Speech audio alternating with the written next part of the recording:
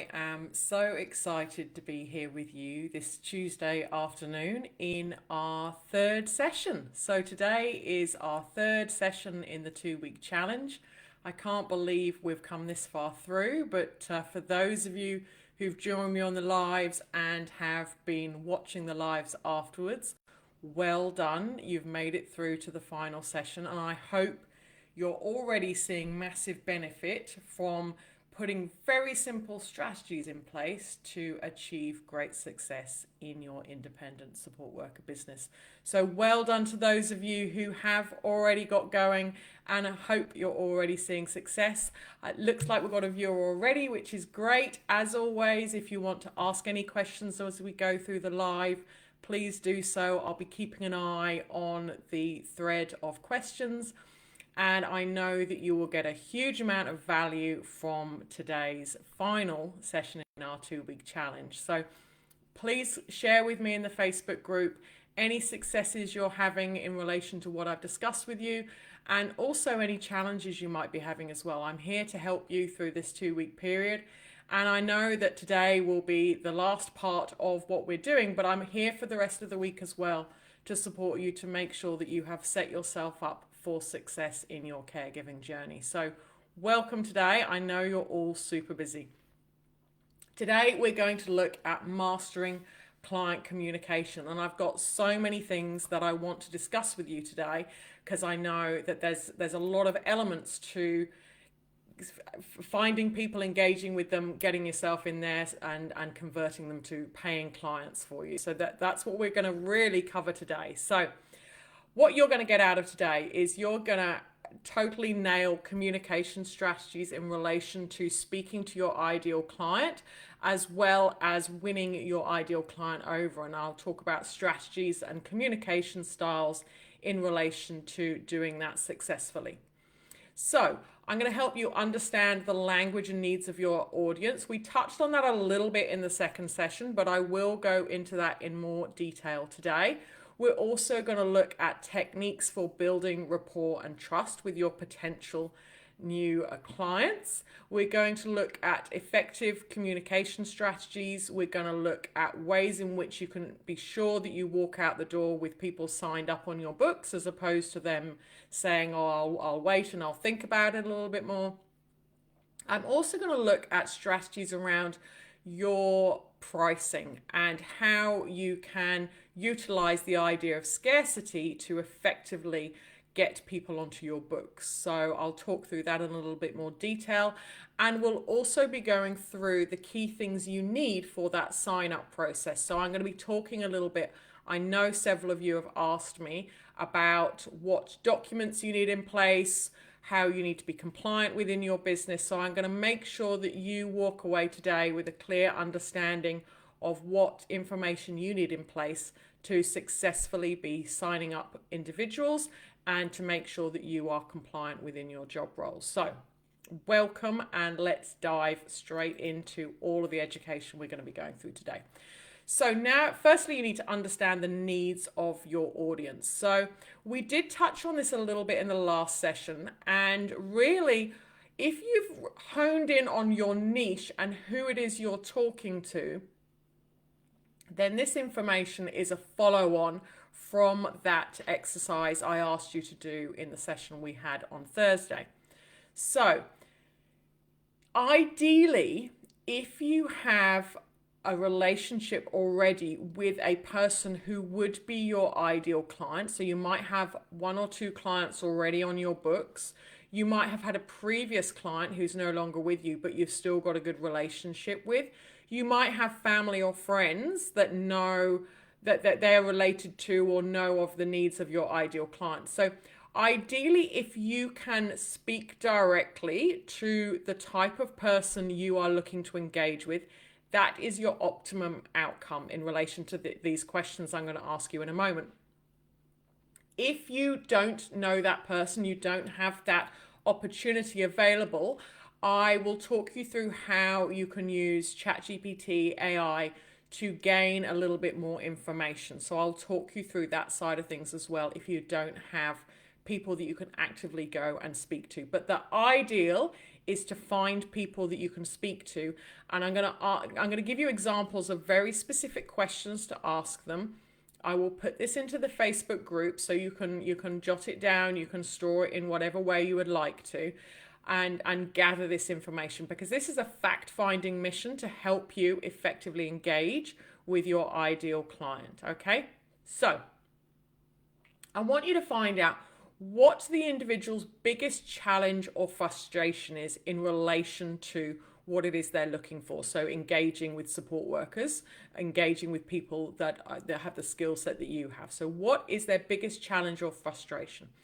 I'll explain a little bit. When I started my home care business, initially all of my work was brokered from the large companies. So the large companies contracted that work to me in probably about the first 18 months of my business.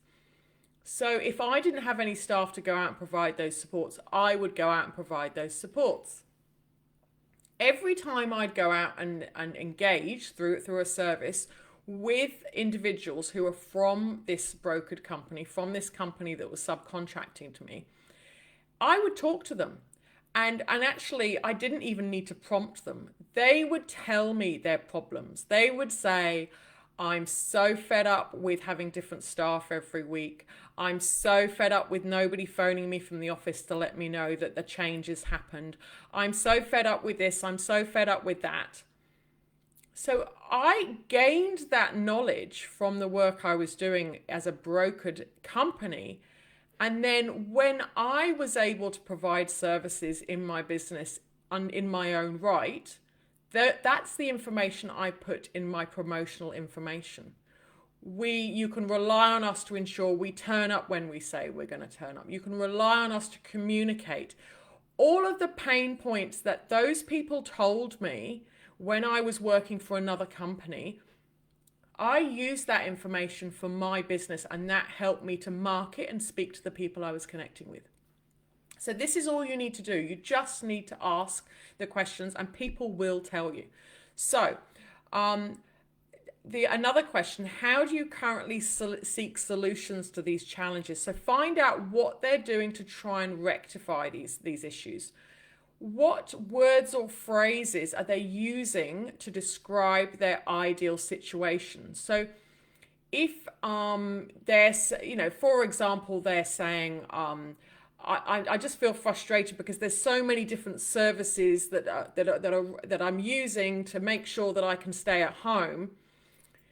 As a professional, I'd probably call that holistic care, but I don't want to put my word holistic care into the information because they're talking about, their words are so many different services to maintain my independence at home. So you need to be listening to the words that they're saying to describe their problem and their solution to it, because your target audience will be using those words as well. So you need to be jotting down those words.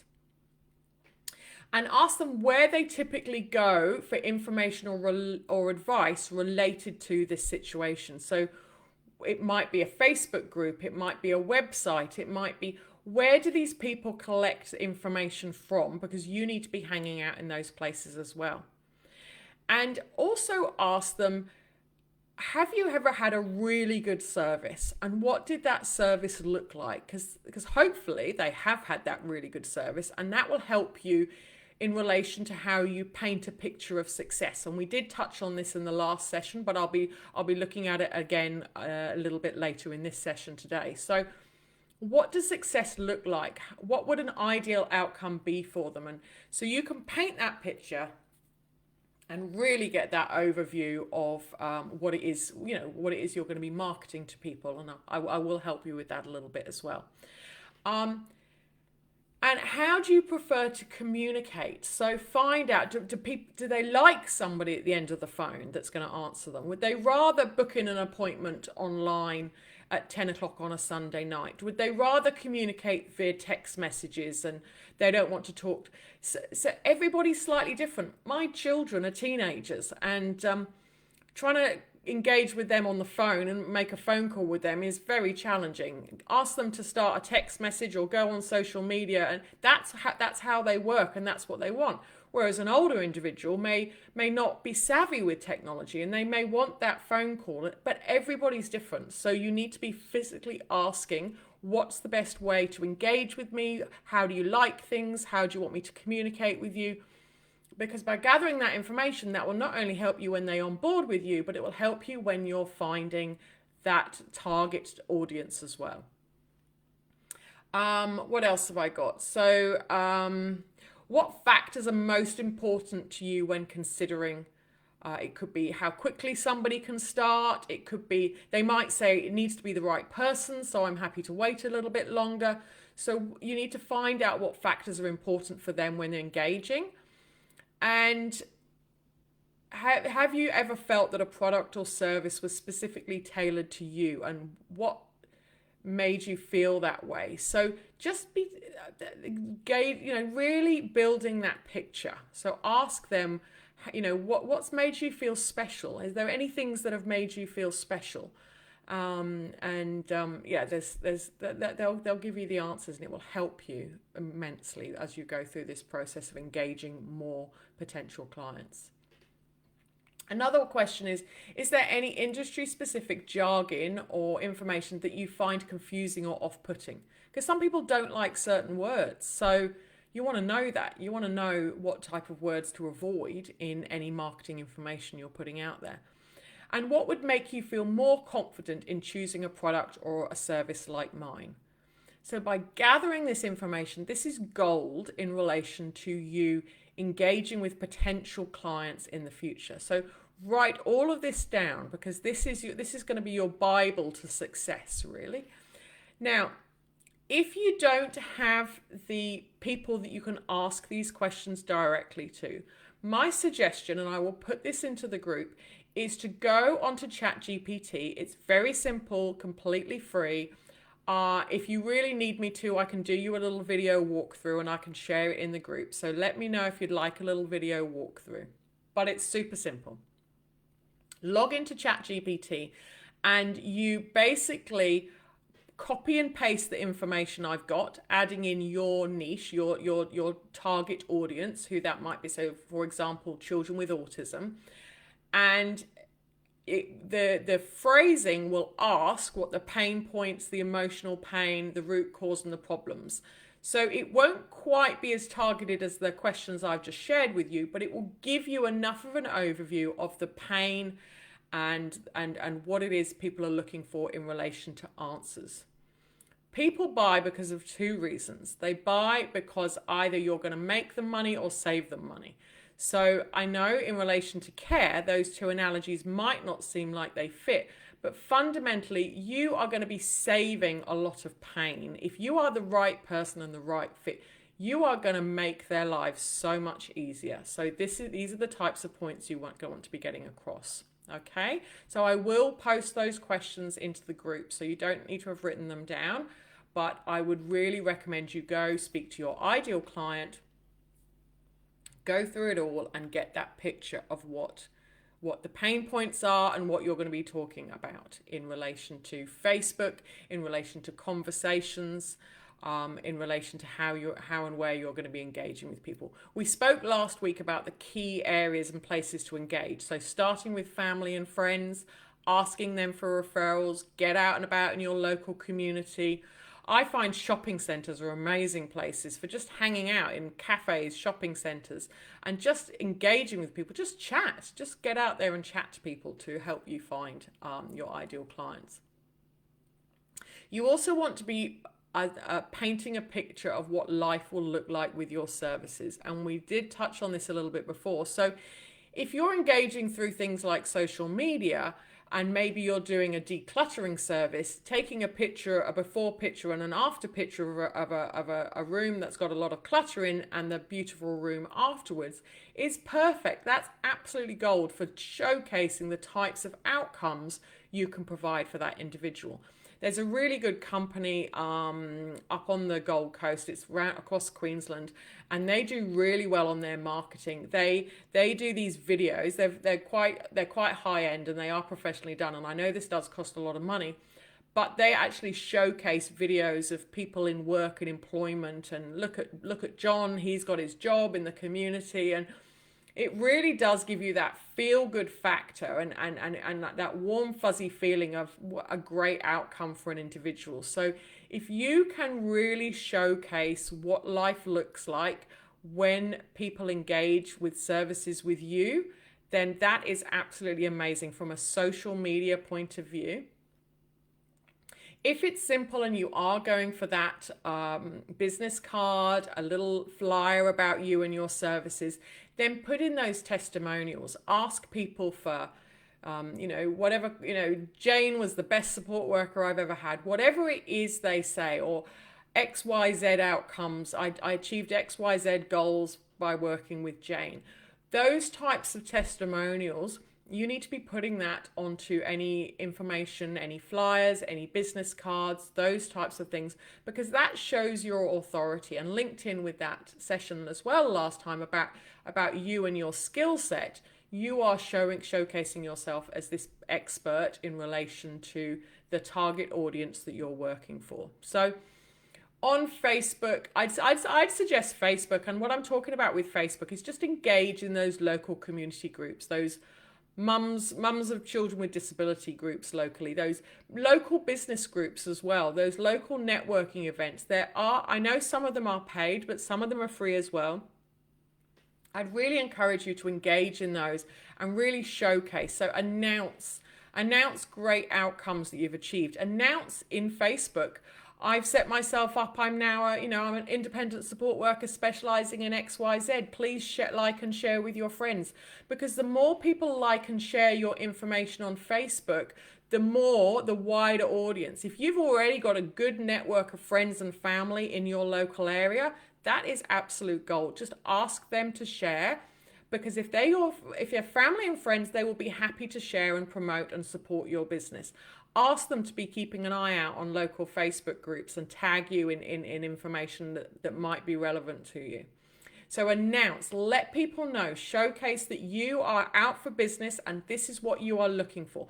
Because if you don't ask people, they won't know. Like, I know it sounds like a common sense point, but if you don't ask people to help you, most people won't help you. If you ask people to help you, they will absolutely do what they can to help you, okay? So just ask. Educational content as well. So we talked about the idea of connecting in Facebook groups. A lot of the Facebook groups, you can't self-promote yourself. So these are the places to provide educational content. So you might have a little flyer about top tips for dealing with your challenging teenager. I think we spoke about that as an example last week. What advice can you give? I know Deborah was talking about visual impairment. There might be some new bit of technology that's coming out that you want to share, or top tips for navigating in the community with a visual impairment. Whatever it might be, spend a little bit of time coming up with some type of educational information or content or something that you can share with individuals that you can put into that group. And it's just about you being there, being present, showcasing your skills, showcasing that you are the expert in that topic, and putting any comments or support in, putting empathy in. So if a family member's struggling with challenges around that individual, just empathize and just show yourself. You'll see in Facebook, you may have already noticed it, you become, I think it's a contributor or an expert. So you actually get a little bit of a symbol. If you're contributing lots in a group, you kind of get that name attached to you. I can't remember exactly what it is, but it's some type of expert within that group. And you don't have to engage very much to get that credential. So people start looking at what you're saying and going, oh, wow, that's interesting. I want to keep up with this person and connect with this person. So it's great to do engaging posts as well. We talked last week about setting yourself up with your own Facebook group for your business. And by funneling, getting family members, friends into that group, asking them to share that group, and asking engaging questions. So ask people questions. Ask them, what's your biggest challenge caring for a family member? What's your biggest challenge in relation to this? Ask polls. Run kind of little questions. Do you prefer X or Y? Just things to try and start engaging with people and encourage people to share their opinion. People don't always share their opinion, but you've got to keep trying. So you might put a question out there and nobody responds. Don't be discouraged by that. Just try again on another day. It might just be that nobody's seen it and it was a busy time of day. It doesn't matter. Keep showing yourself up on the local Facebook groups in local environments and trying to engage as much as you possibly can. But get people to kind of really try and share with you. And on Facebook, people love pictures. Pictures is a great starting point. Video content is even better. And I know some people don't like getting up in front of a camera going, hey, it's Helen, I'm here at so-and-so. People don't always like that, but you become a little bit desensitized to it. So the more you practice it, just practice and do your own little videos and look at it and go, oh, that wasn't actually too bad. You don't have to share it, but the more you practice, the more confident you will become.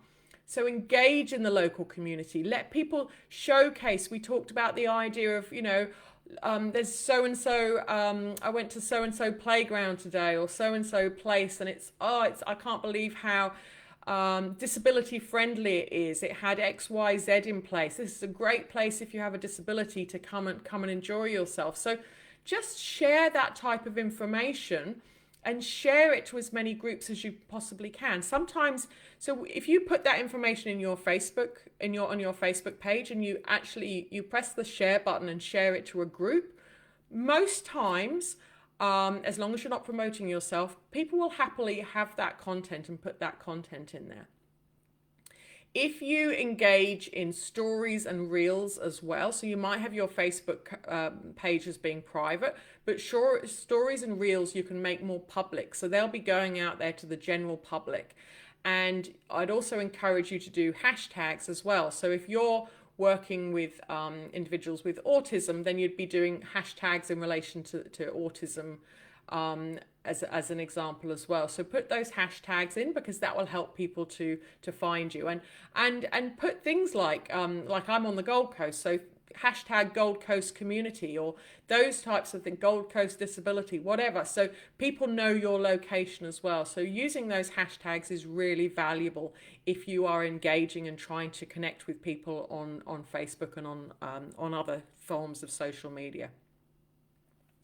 Go behind the scenes. I know this sounds a little bit creepy and crazy, but people love behind the scenes. So you're like, here I am sitting, getting prepared for my day. I'm super excited. I'm going, I'm so excited. I'm doing the job I love and going to X, Y, Z. And people love that kind of, I don't know why, but people love to see what's behind the scenes in a day in the life of an independent support worker. Have fun with it. It's almost like you could really make Facebook and social media into like your own personal TV program.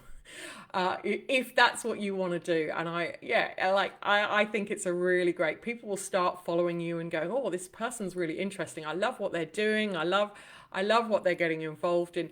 And just play with it. Don't be discouraged if nobody's interested, nobody's following you, nobody's engaging with you. Don't worry about it. Just keep trying. It's trial and error. And then suddenly one day you'll do some video.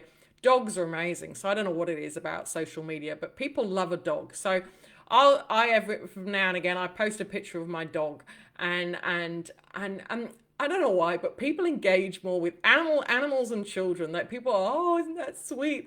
They really do engage. And although the person that's engaging might not be your ideal client, the more by them engaging, that actually puts your information out to a wider audience as well. So these are all tips for information. But yeah, and so I'll also use it. So getting testimonials, reviews, those types of things as well. And if you're really stuck, if you're sitting there and you think, oh geez, I'm still not got my ideal client, I'm still waiting to kind of get that first person on board. Motivational tips, those types of things, and little pictures alongside. So things around I'm trying to, anything motivational, start your week with success, and just people love, and just Google motivational quotes for a Monday or a Friday, or motivational quotes for carers, or motivational quotes for disability, or whatever. and have a look through and see, oh yeah, so and so said so and so motivational quote. Put that little motivational quote, put a nice little picture alongside, hashtag autism awareness or whatever it might be. That will, by putting that type of stuff on Facebook, people will start generating interest in you and what it is you're doing. So put those types of things on, and really promote any big, like if you're doing a group event, if you want to set yourself up doing group activities, or any, you might be doing some top tips on how to manage your teenage tantrums or whatever. Promote it, let people know, and give people a little bit of warning. So I would really encourage you, for those that really want to step out of their comfort zone and go next level, have your weekly, fortnightly, monthly, whatever you've got availability to do. This is your time to really do a little, it can be like a 10-minute webinar, 20-minute webinar, how to succeed with this, how to do that, top tips for caring with somebody with dementia. By just showing up and being online and saying, hey, these are my top tips, then you can really help to elevate yourself on social media and stand out as that person who is the font of knowledge. And if the idea of doing it live scares you, there are different types of software where you can actually pre-record it and it looks like you're live. I am actually live here today, but you can pre-record, look like you're live. Like last week, I tried to do something live and technology didn't work with me. I then had to wait for a period of time before I was allowed to rebook it on social media.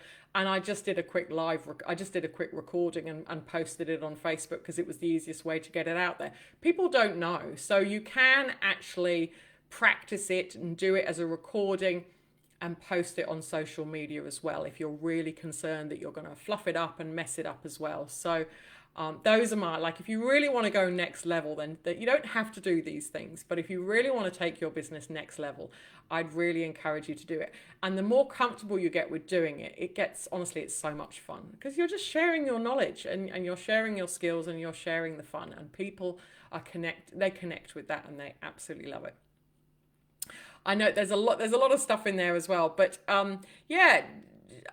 there's lots and lots of ways in which you can engage with your audience and paint a picture of what life will look like. So if you are on social media and you're looking to engage with people on social media, there's a little bit of a checklist of things you need to make sure you've got. So does your post clearly communicate what it is you're providing, what service it is you're providing? Now, sometimes you might think that you're actually engaging with your ideal audience, but we're not always engaging. So ask that question. Does this post clearly communicate what it is I'm doing or what it is I'm offering to individuals? Have you addressed an individual's need or pain point? So you might say something like, are you struggling with X? Well, here's the solution. Or are you showing something that is going to solve their problems? Is your video about so-and-so achieving X outcome? Okay. So is it addressing their needs? Is it either solving their problem, or is it addressing their pain point, or is it showing them how they can solve the problem and giving them that visual outcome in relation to it? Is it highlighting your features, i.e. your unique selling point, which is your expertise in whatever chosen subject it is? So things like the hashtag autism awareness or whatever it might be, are you kind of showcasing that you are an expert? And just by having, as I suggested last week, just by having, your name and underneath your name what it is you do, that's your expertise as well. But yeah, you really want to be demonstrating your expertise and your unique selling point in relation to your target audience and what your message is.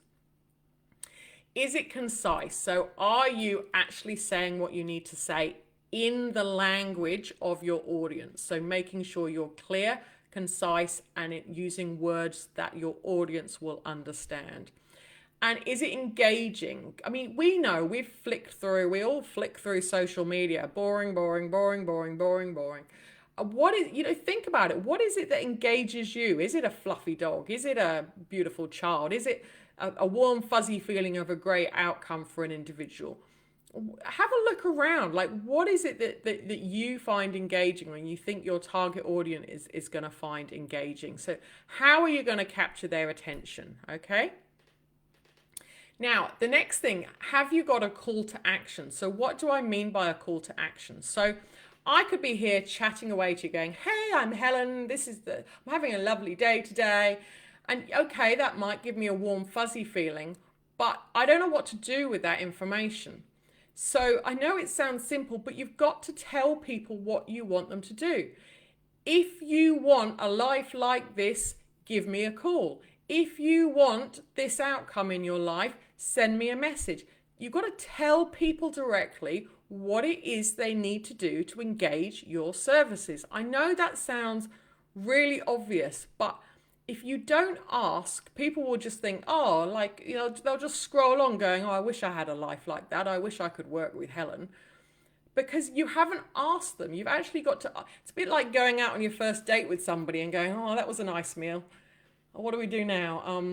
Unless somebody says, do you want to meet again? It's a bit awkward, isn't it? So you need to be actually putting that call to action in whatever type of social media you're doing. And also, and I'll go through this when we go through that sign-on process, you want to be asking people if they want to start working with you. You want to be telling them, right, the next step is this. But we will go through that in a minute as well. So make sure you have that process, what they need to do to engage your services. You need to be putting that into your social media posts. And you need to be ensuring that you are compliant in relation to your social media. So we talked about the idea of privacy. We talked about the idea of consent. So if you are showcasing people's skills, outcomes, goals achieved, you need to have their consent that you are able to share that on social media. If you don't have their consent, it's fine to share information, but obviously you're not able to share key information, pictures, names, all of those types of things without the consent of the individual involved. So those are my top tips in relation to engaging on social media. So I'm really hopeful that by this stage, you have absolutely nailed it. You've either engaged with people on social media, your friends have connected you with somebody, you have been to some type of networking, somebody said, oh, look, can you go and have a chat with this individual? Every conversation takes you one step closer to engaging clients, okay?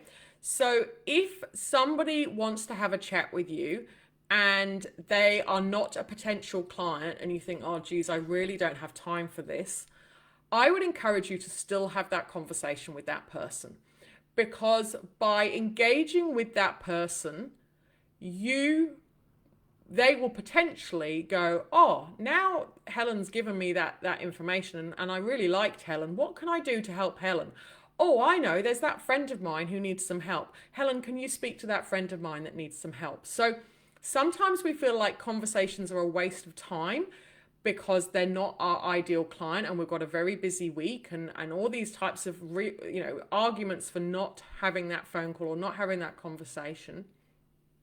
I can guarantee you, by having a conversation with the person you don't think is really going to get you anywhere, 9 times out of 10, that person will actually refer you on to somebody else who is a potential client. So this is all great. These are all great ways for connecting with potential clients, okay?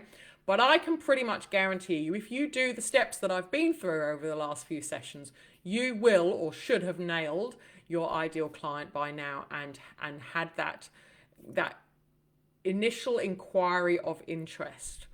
So your next step is to, as quickly as possible, engage with that individual. Ideally, that is face-to-face as quickly as possible. I am a great believer in that old saying, first in, best dressed, is that idea that if you turn up and you are the first person to turn up and you get there quickly, your chances of signing that individual up are much, much better, okay? So if somebody's actively looking for a potential support worker and they're interviewing 2 or 3 other people, get in there as quickly as you possibly can, because I genuinely believe that first in, best dressed is a good analogy to go by. So get through the door as quickly as possible. You might want to start with a phone call, but the quicker you can do a face-to-face to have a chat is ideal. So how can you build that trust and rapport with clients? So really it's about using these and shutting this. I know it's something I'm not very good at, but you want to be doing as much listening as possible. You don't want to start showcasing your skills. You want to go through the door or on the phone call. Tell me about you. Tell me about your problems. Tell me about your challenges. Okay, so you want to be doing, I love the concept of the 80-20 rule. There's 80% of listening in this scenario and 20% of talking, because the more you listen, the more information you're collecting. It doesn't matter that you're not showcasing your skills and telling them how amazing a support worker is. They don't care. The fact that you are their audience and they have the opportunity to talk to you is amazing, is absolutely amazing. And if you are talking to them, then if you're able to add value to that conversation, so if you're able to say, oh, I know about XYZ support group that would be amazing for you, or I know about this resource, have you heard about that resource?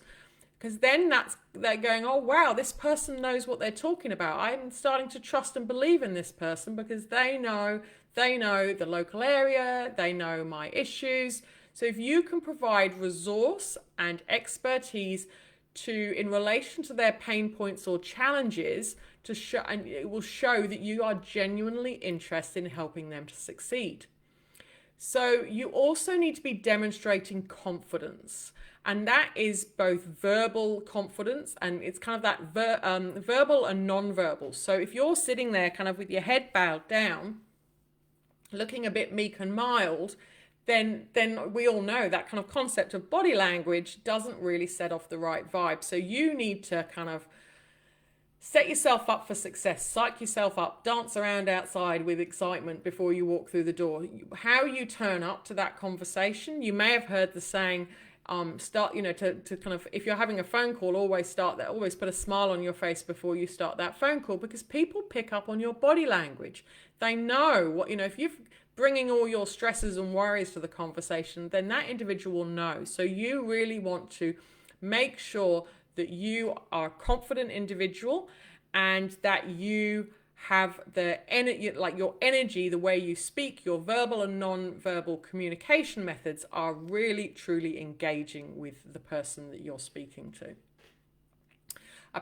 And the next tip is around empathy and understanding. So understanding them, listening to them, showing that empathy and compassion, and not kind of telling them, oh yes, I know this, and oh yes, I know that.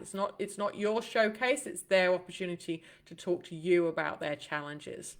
So as we've talked about as well, establishing your expertise. I've got X amount of experience, I've got X knowledge in X subject. All of those things as well, to really establish yourself as the person they need in their life, because you know you are the specialist subject in relation to their problem. Okay, so build that personal connection, foster that relationship. The longer you can chat to an individual in that initial discovery meeting, the better. Like, leave the paperwork at the door, kind of keep it hidden in your bag, whatever it is. Don't be sitting there with your clipboard ready to fill in the sign-in information. Just genuinely chat. Because if you're genuinely chatting and engaging, then that sign-up process is going to be so much faster. So these are all key things around building that trust and rapport and really kind of connecting with the individual. Now, there's a really cool thing that you may or may not be familiar with, and it's called DISC, and it's a way that you can effectively communicate with individuals. I will share a little icon, a little image in the group to give you an idea of DISC. But it fundamentally means, and there's different ways around this, but it fundamentally means that there's really 4 distinct types of people, okay? Roughly speaking, there's your introverts and your extroverts, right? So I'm naturally an extrovert, okay?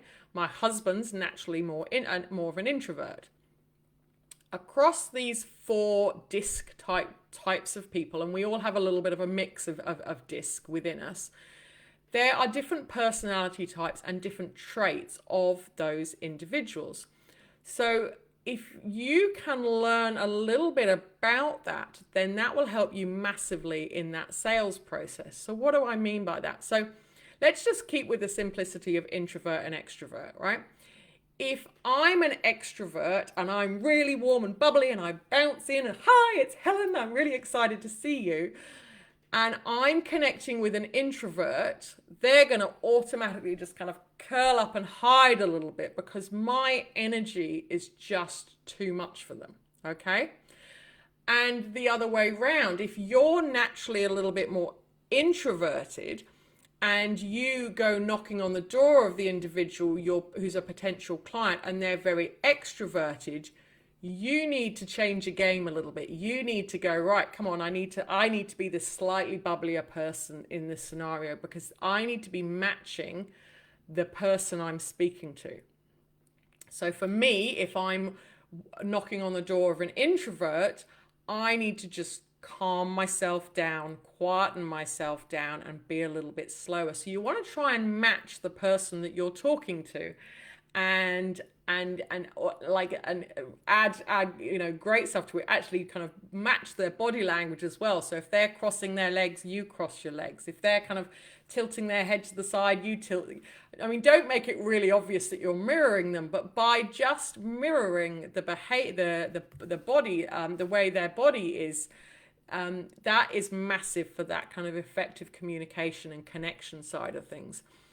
But fundamentally, going back to DISC, people come under a few different categories. So they stand for different things. So D is dominance, C is conscientious, S is steady, and I is influence. Now, if you want to look into this in more detail, by all means you can. I'm what they call a high I. So I'm that high energy, like outgoing, enthusiastic, optimistic type of a person. I'm high spirited. I'm a pretty social person. So somebody like me just needs somebody to match that type of information. So I need somebody to talk in words that reflect me and the type of person I am. I'm not normally, in general, high I's aren't very detail orientated. So I just want to know that you're going to give me a warm, fuzzy feeling. You're going to make my life so much fun. You're going to be really high spirited. Like, that's fundamentally what I need you to tell me you can give me, because I'm a high I. I'm that high energy type of a person. And I'm not too fussed with details, information. Like if you put a policy in front of me or a big agreement in front of me, at best I'll skim over it. So you, by understanding my personality type, that will help you in engaging with me and really getting me to that sign up process. So if you're engaging with somebody like me, it's pretty easy. If I like you, I'll sign up with you. I don't really care too much about the details. But this is by understanding DISC and personality types, this is a really useful if you find somebody who's more detail orientated. So if I was knocking on the door of a potential client and they were massively into detail, so that would generally be a kind of a high C, and if we're talking about DISC, as an example, a high C or a high, high C is the highest process driven under DISC. That type of a person will want to read through the agreement. So if you can see, and you can generally pick up on the words that they're using, and kind of they might be a bit more reserved, they might be a bit slower to respond, they might want to process, they might want more details. If a person is asking for those types of things, then you really need to slowly and methodically go through your service agreement, what's going to be happening, how the services are going to be happening, and all of those types of things, because that person's going to need more time to process the information. So by gauging and just watching the body language and watching the way the person talks to you, you can have massive, really great outcomes in relation to that sign up process, because you are matching the individual, or you are responding to their needs. So if they are details orientated, you take them through every detail that they want the answer to. And have you got any more questions? Is there anything else I can help you? Excuse, I'm just going to have a little drink of water. So yeah, DISC is really, really, really effective. And practice it at networking events, practice role play, practice it with family and friends, all of those types of things. Now, on to how you're going to price yourself and how you're going to harness the power of scarcity to optimize success. All right. So some of you may already decided what your hourly rate is, and that's great. Some of you may be undecided or not too sure if you've benchmarked yourself correctly. So just as a guide, in this industry, generally we're covered under the SHADS Award, which you may or may not be familiar with. Now, an unqualified member of staff under the SHADS Award would be employed on a casual basis at $32.21 an hour. Okay, so if we take that $32.21 per hour as our starting point, now you want to make sure you add on your super on top of that, because obviously that's something you need to factor in relation to your independent support worker business. So you add 11% onto your $32.21 an hour. And I would then encourage you to be adding 25% on to your cost. So that 25% will cover your insurances and other general overheads in relation to you being an independent worker. Now that gets you to $44.68. Now I would also be putting a little bit of a contingent in there because there's often a number of hidden costs in business that we don't always consider. So even if you just added a 10% to that, which is another $4, that gets you to $49.14.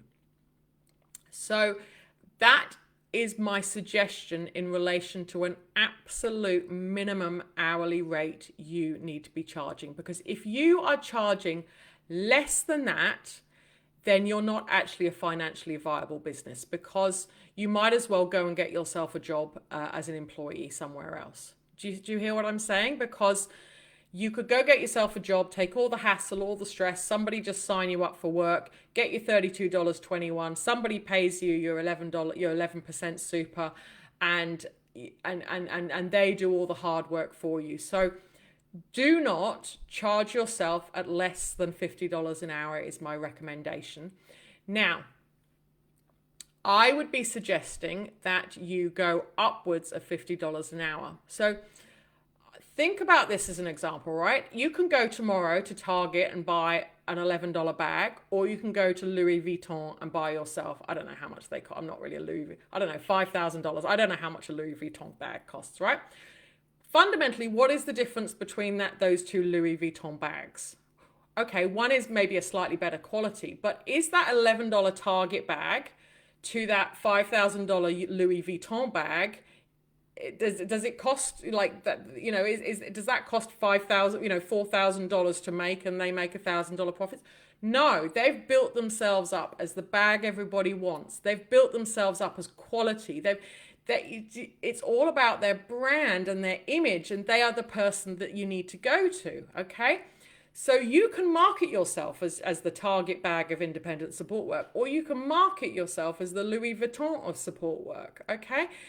And really the only difference is I am the best and I am knowledgeable about this. That's the only difference between those two variables.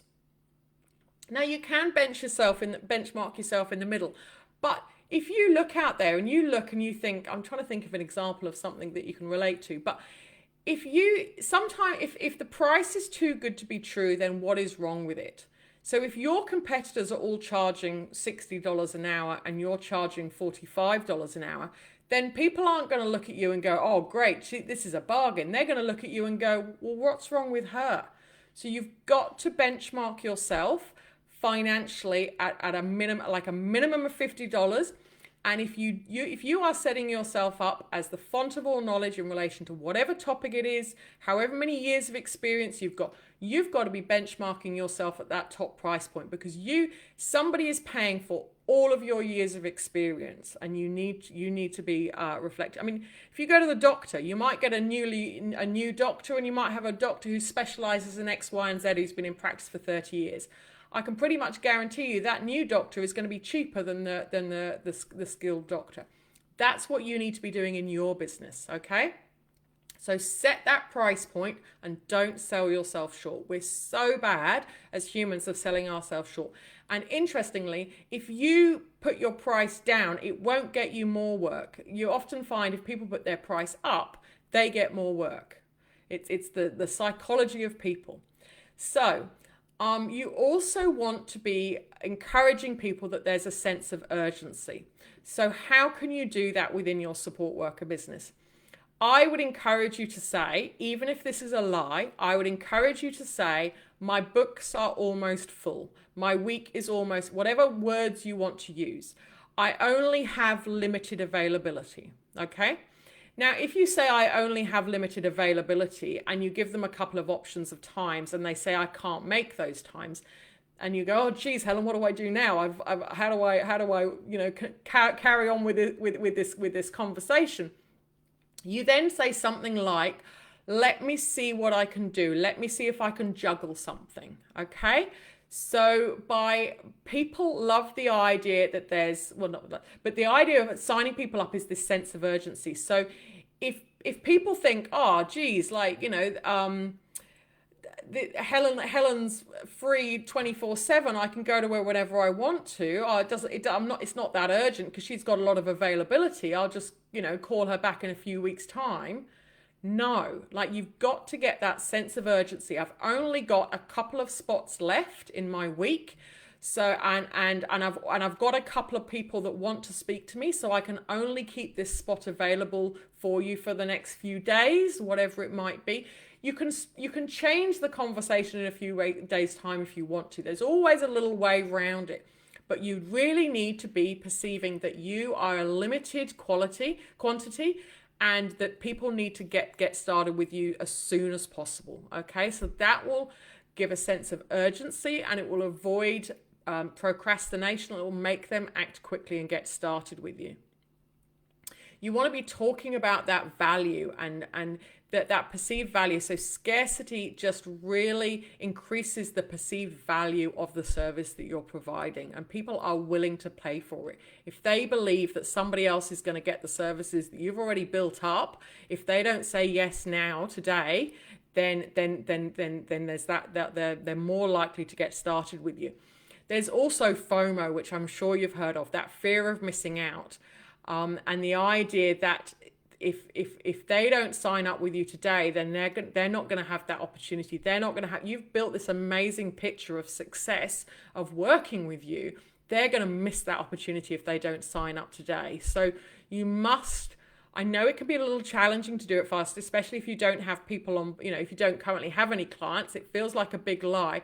But I can tell you that this is really, really effective in getting people to sign up with you. And it also promotes that idea. So we talked about the idea of money and the idea of the minimum amount you need to be charging is $50 an hour. Imagine a picture, right? Imagine a ice cream van on a very hot day. And I'm sure you've seen this picture. There's been a big long queue of maybe 20, 30 people outside that ice cream van, and they're all queuing. Do you think that person that will get to the front of the queue of the ice cream van and say, oh, can you drop your prices a little bit? Of course they're not, because they can see that there's 15, 20 people behind you ready for that ice cream. So it puts you in a place of confidence around your pricing. So because people may say, oh, look, I had so-and-so support worker in, and I'm thinking of going with them, and they're $5 an hour cheaper than you.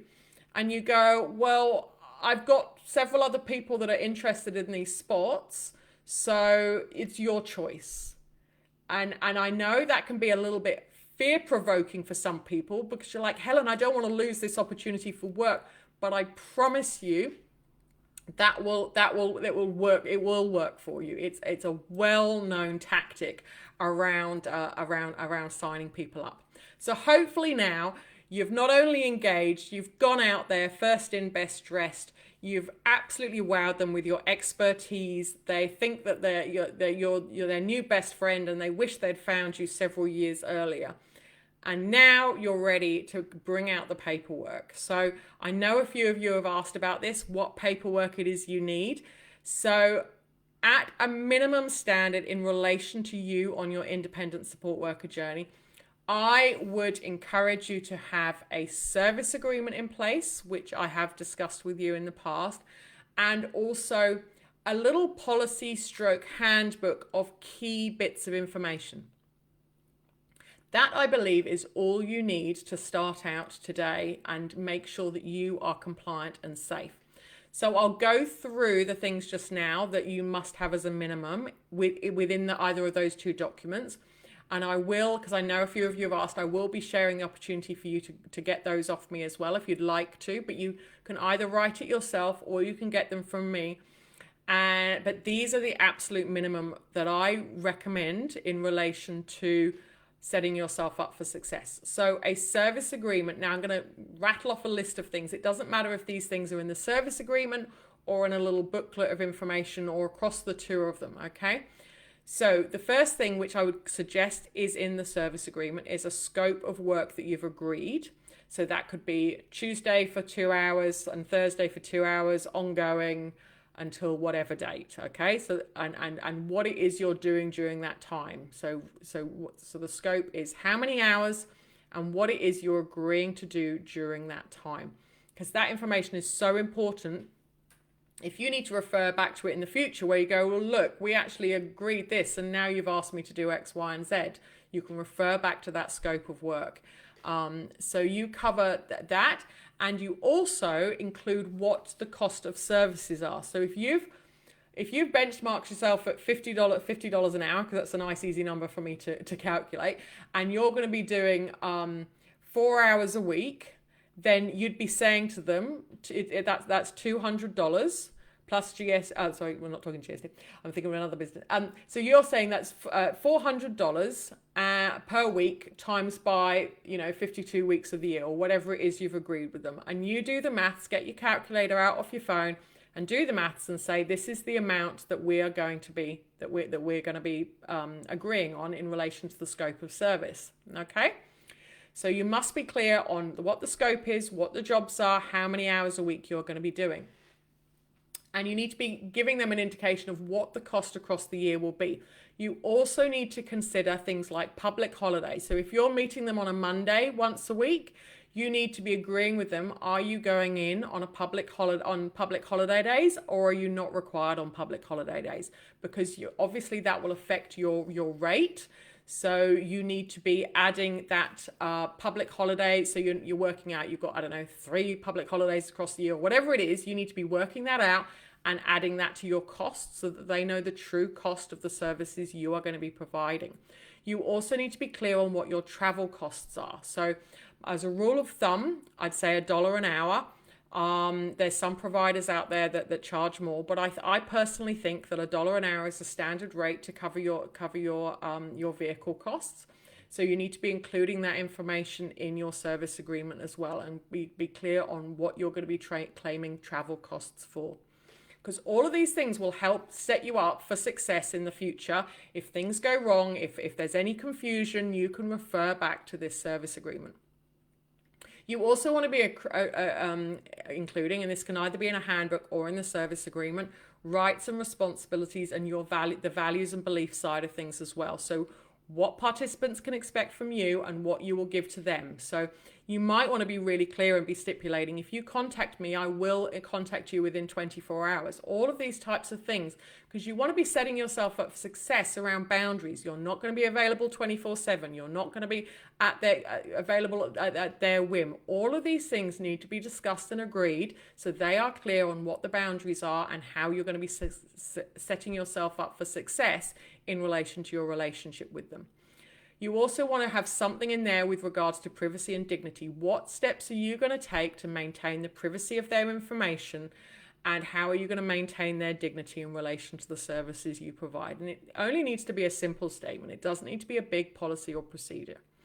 You also need to cover off independence and informed choice. So how you are going to uphold their rights in relation to independence and informed choice.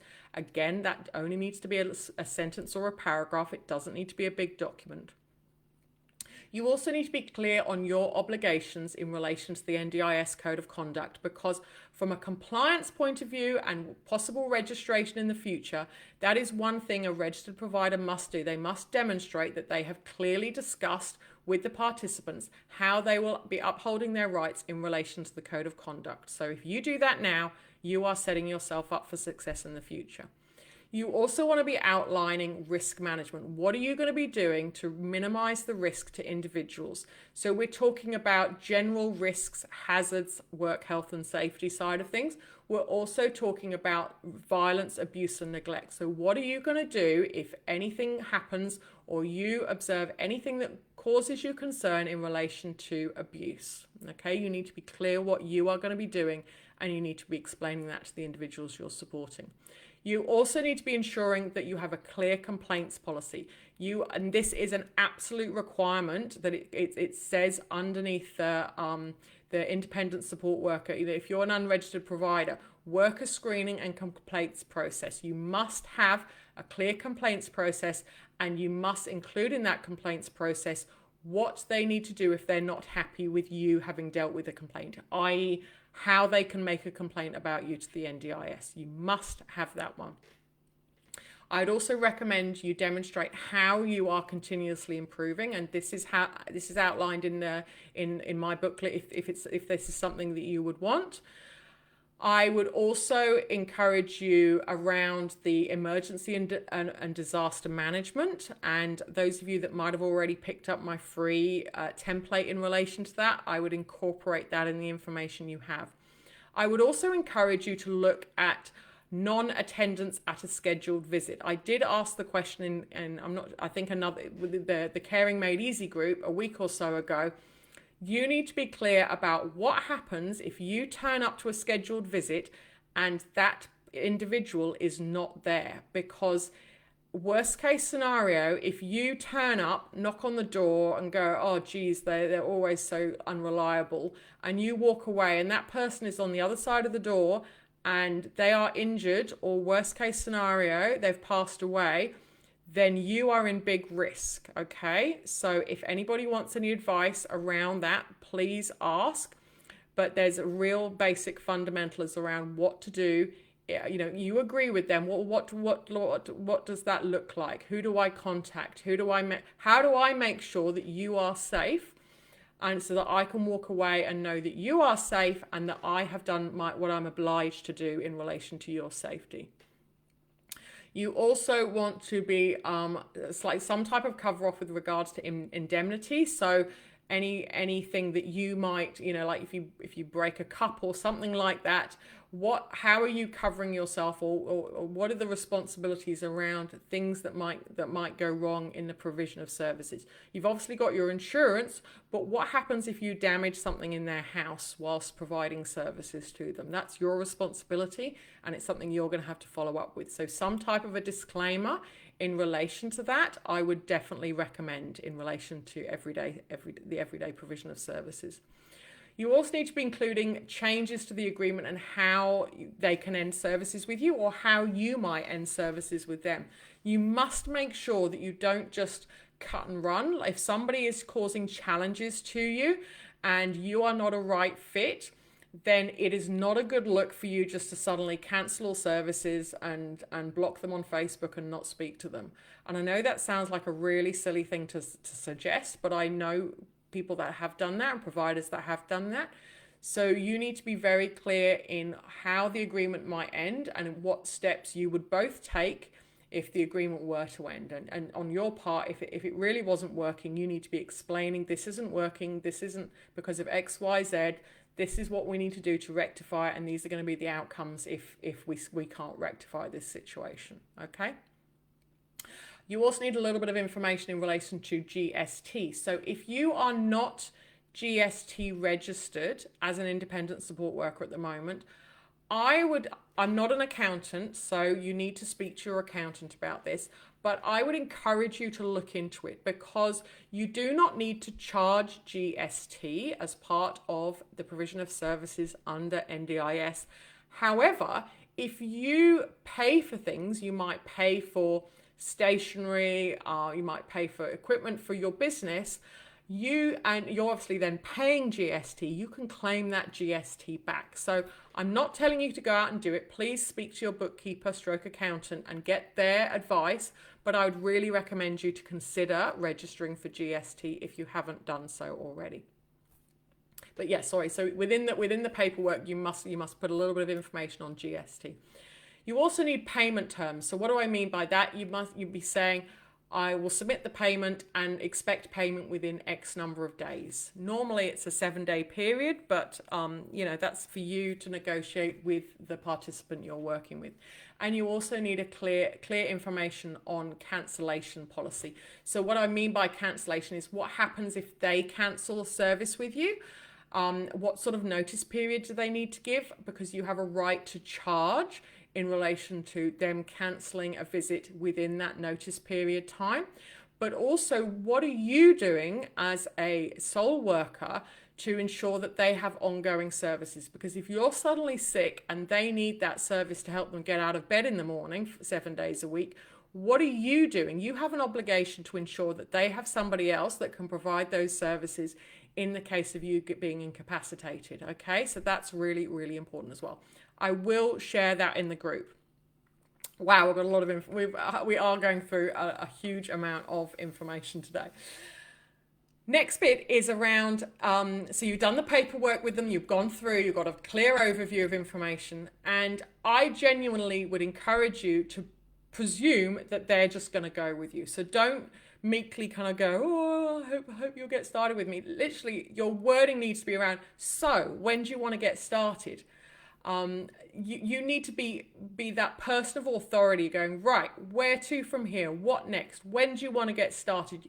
And as I said before, you want to be asking, you want to clearly ask them that you're engaging them to say, right, when are we going to get it started? What is it you need me to do?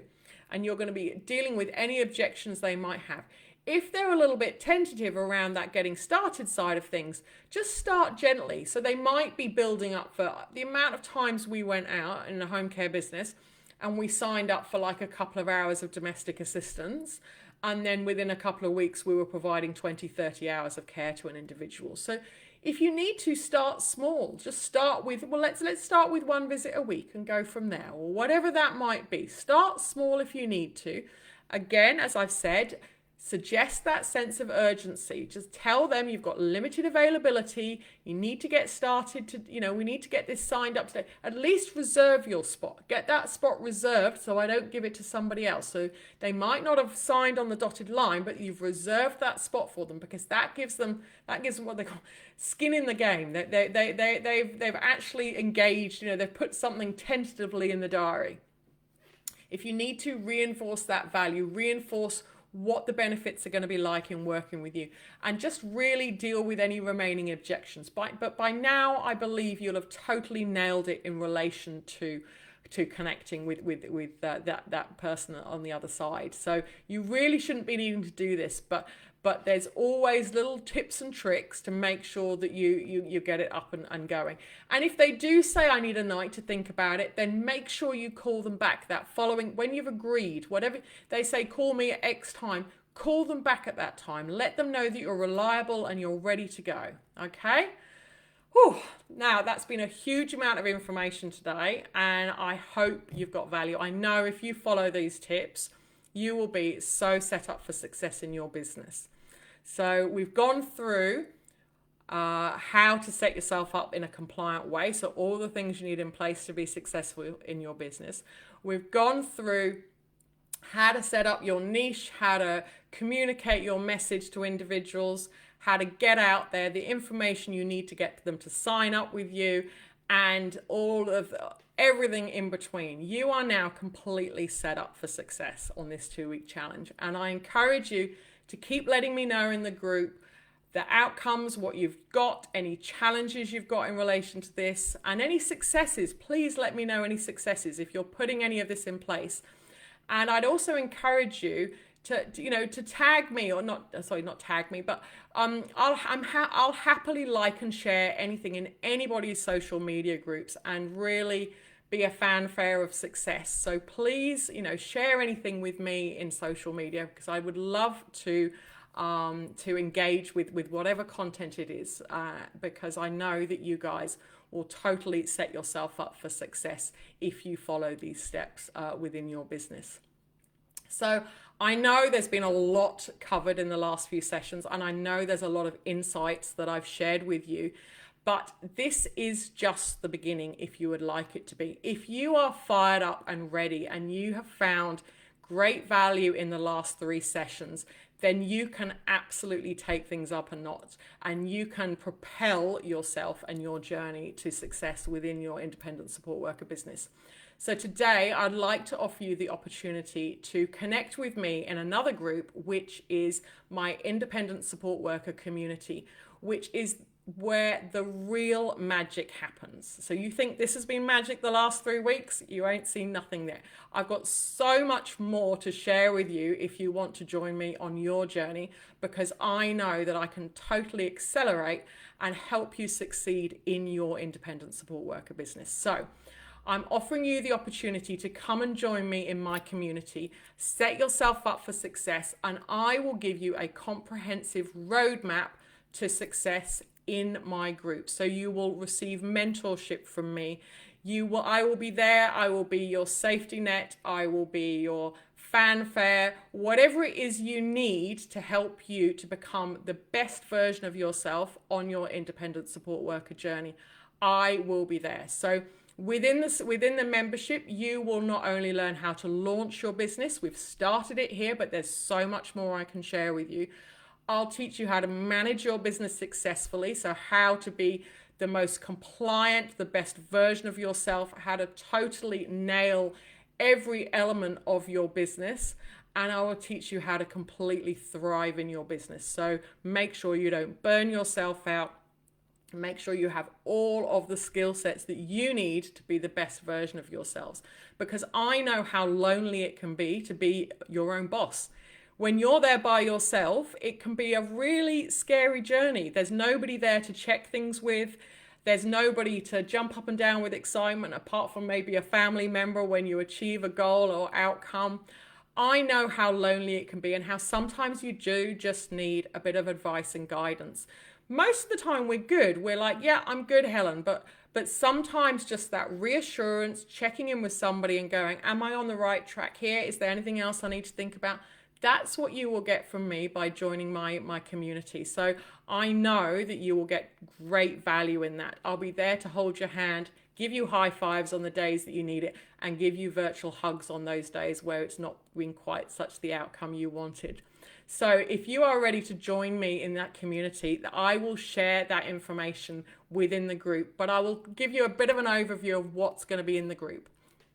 So if you join me in the group, I will be doing weekly live sessions. So a bit like I've been doing here, I will be coming online with topics that are of interest to you. I'll be putting polls, and I'll be asking, what it is you want to be learning. So I will be getting feedback from you all in relation to what you would like to be learning about. But I'll also be giving you the opportunity for a Q&A around any burning questions you have. So each week you get the opportunity to ask any questions, and I will give you my advice. I will give you feedback in relation to the burning questions you have in relation to your business. So I will be there to not only help, support, and educate you, but answer any questions you might have. And I'll be giving you practical lessons for your business success, which will help you feel less isolated and concerned that you're doing the right thing. We've touched on a little bit in the free challenge, but I will be covering a huge amount in relation to compliance and risk. I will be there making sure that you are demonstrating that professional development and you are learning and growing in your role. I'll also be supporting you with that administrative burden. So by joining my group, you will get that premium level of My Care Assistant that you can utilize to completely nail your administration in your business. So you are going to walk away, you're going to come out the other side as the best version of yourself in your business, because you are going to be completely set up for success. So I know that there's a lot of information that you will be getting from this group. Just to give you a brief overview, out of the live sessions every week, the Q&A, the My Care Assistant, you're going to be receiving in excess of $1,500 value worth of resource, information and support on a monthly basis. And I'm going to bundle in as well for you guys, because you're part of my founding group. I'm also going to be bundling a independent support worker starter kit. So within that independent support worker starter kit, I talked about you needing a service agreement, and I talked about you needing a basic overview of information around privacy and rights and responsibilities and all that type of stuff. So if you sign up for the ongoing membership with me in my group, I will be giving that away for free, but you need to be signing up by 5 o'clock on this Sunday. So all of that, $1,500 worth of resource and my bundle to get you completely set up and compliant in your business is just $90 a month plus GST. And the great thing with that as well is, I'd speak to your accountant, but because this is professional development, education and learning, this would probably be, by speaking to your accountant, confirm with them, this is actually a tax deductible expense as well. So you're really getting me for free if you have a chat with your accountant, because you can put this down as a tax deductible expense. So for $90 a month, you get nearly $2,000 a month of resource and information by joining me within the community group. So I'm really, really, really excited, and I really hope that you will connect with me and join me, because I know you will get so much value moving forward. The other thing as well, don't forget, this challenge goes to the end of this week, so to Sunday. So I'm here within the group for the next, till Sunday afternoon, where you can pick my brains, get any resource or information you need within the group during this time. Also remember that the person that engages, so Facebook gives me some stats, that person that's engaged the most within the groups, that person will be getting an hour of free coaching, which is $250 an hour I charge for individual coaching. So that's $250 for the person that connects the most within the group. So there's still plenty of time to get that opportunity. So I'm going to be here within the group until Sunday. Your opportunity is to either engage with my ongoing membership group, which I've said is $90 a month, and I will provide you a link. So all you need to do is go through to the website and sign up through the link in the website if you'd like to continue working with me. And then if you choose that you'd rather, that now isn't the right time, then that's absolutely fine. You have a choice of just subscribing to the My Care Assistant account, which is $36. Or you can stay in the free Facebook group until the time is right, where you feel you're ready to propel your business to the next level. And so either is absolutely fine. And this challenge group will disappear at the end of Sunday, probably early hours of Monday morning. So we will be here. I'll be here supporting you during this time. So your options from the end of this week onwards is to join me in my paid group, or to go back to the free Facebook group, where I'll continue to provide basic tips and tricks in relation to the content that you've probably seen in there, and preparing you for hopefully joining me on another challenge in the future. But I know you've got this, and I know now is the time to totally propel your business. So I look forward to you joining me in my community, and I'll put the links in the Facebook, down below when this becomes live. So you'll be able to get going, get signed up, and start propelling your business today. So thank you all very much. I know I've gone on for quite a long time today, but I know you've got a huge amount of value, and thank you for sticking with me, and well done for what you've achieved so far. Have a great rest of your day.